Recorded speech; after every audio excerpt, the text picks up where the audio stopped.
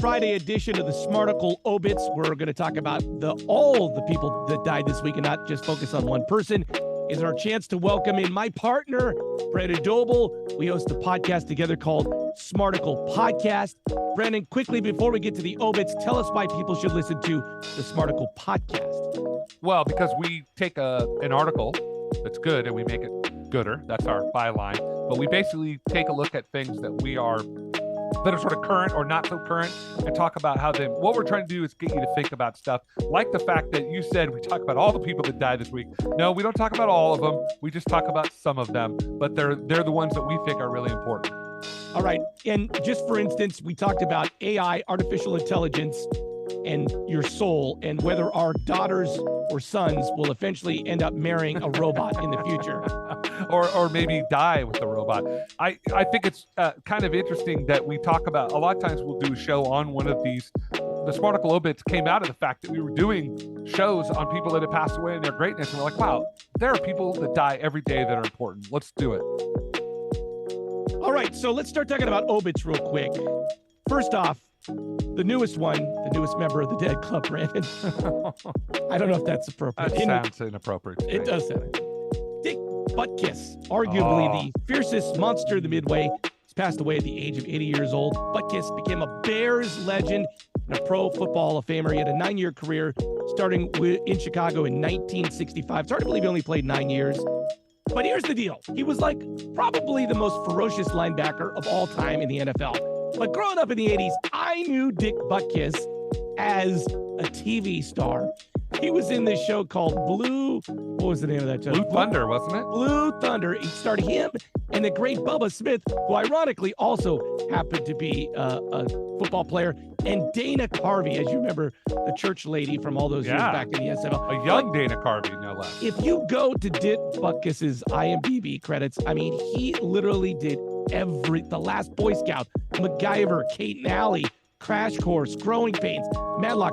The dude was in imagine being a football player for 9 years and then transition to becoming a big TV show star. From My Two Dads, Hang Time. And then, of course, he was in the Miller Lite commercials with Bubba Smith, where they would say, great taste, less filling. Remember those commercials? Those kids don't remember that, but those were great. That's back in the golden age of commercials right there, Larry. You're right. When me and you were sitting around little kids we didn't have the remotes back in the day, Brandon. No, you had to watch them. Yeah. Literally go over and turn the thing. All right, let's stick with the sports theme for a second. Tim Wakefield, the last knuckleballer, has passed away.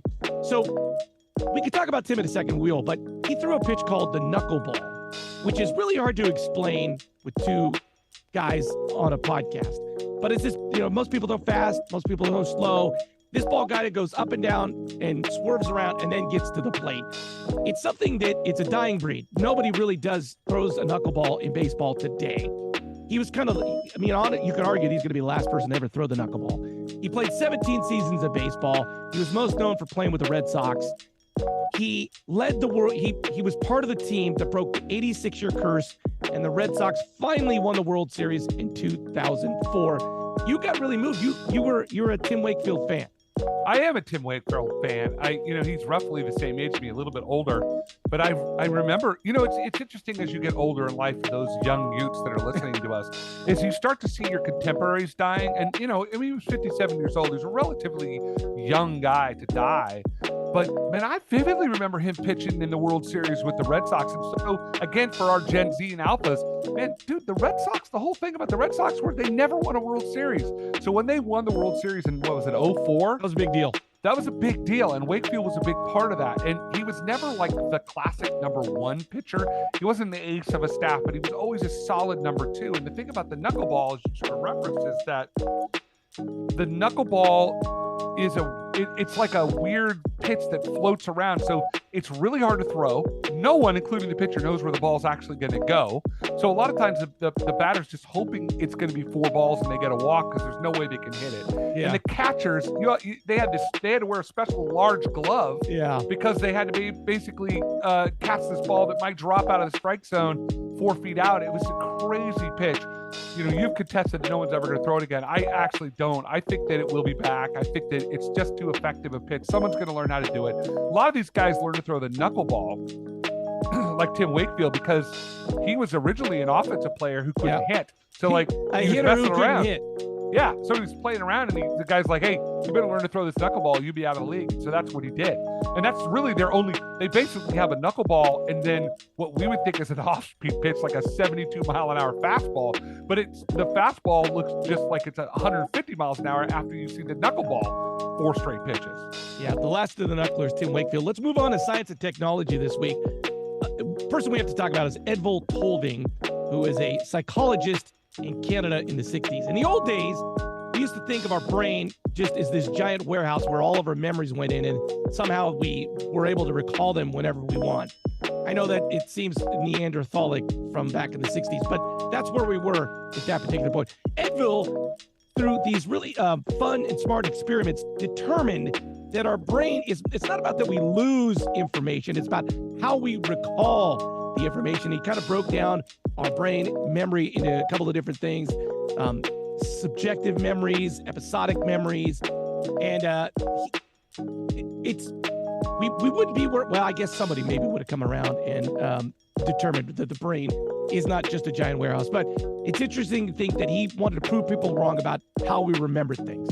Well, he was he was a true scientist, right? He was like trying to figure out how things actually work. I think the easiest way I've had it explained to me about the brain, and as an educator, you kind of spend a lot of time thinking about the brain, how we learn and everything, and that he was the first one to ever recognize that we needed contextual clues to recall memory. So yeah, if you think about your brain as like there's this big, hard drive, if you will, to a computer, and that it basically there's all these synaptic pathways that come out, or all the memories are there. So you don't lose memories. You only unless your brain is actually damaged.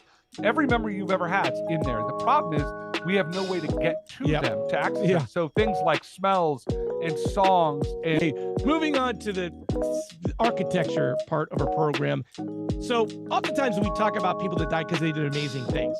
There's that, but there's also the journey that it took for them to get to be able to do amazing things. There's this gal named Beverly Ann Willis. She was born in 1928 in Tulsa, Oklahoma. She talks about going to the oil fields with her dad and playing around on derricks. In the 30s, her parents get divorced and she ends up in an orphanage. So imagine being born in Tulsa, Oklahoma in the 20s and ending up in an orphanage. Well, one year before the Great Depression starts. Like being in an orphanage in the Great Depression probably isn't a great spot to be in.